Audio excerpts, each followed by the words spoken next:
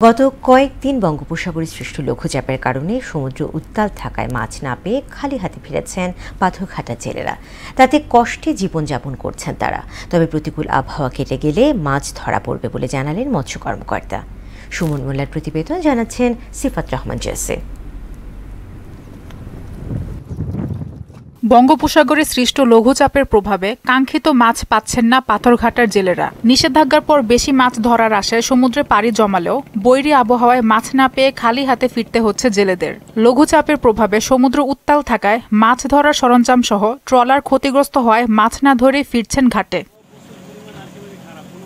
এই অবস্থায় ঋণের বোঝা দিন দিন বাড়ছে। এই কারণে সংসার চালাতে হিমশিম খাচ্ছেন জেলেরা। সাগরে মাছ আছে, কিন্তু মাছ এই বন্যাবাড়িতে মাছে মাছ দেয় না। ভয়াবহের ভিতরে আমরা সিঙ্গেলের ভিতরে পড়ছিলাম ওই সময়।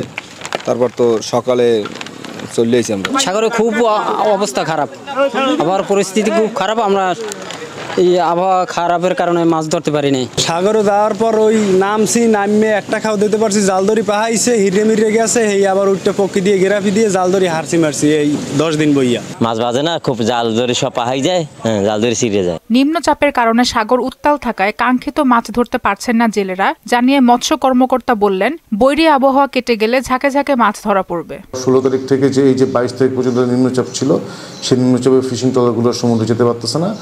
আমরা আশা করি এবং এই নিম্নচাপের শেষ হলে ট্রলারগুলো সমুদ্রে যাবে এবং ঝাঁকে ঝাঁকে তাদের কাঙ্ক্ষিত মাছ, ইলিশ মাছ সহ অন্যান্য সামুদ্রিক মাছ নিয়ে আমাদের বিএফটিসি ঘাটে অবতরণ করবে। বঙ্গোপসাগরে সৃষ্ট লঘুচাপের প্রভাবে উপকূল জুড়ে গত কয়েকদিন ধরে বৈরী আবহাওয়া বিরাজ করছে। সিফাত রহমান জেসি, মোহনা সংবাদ।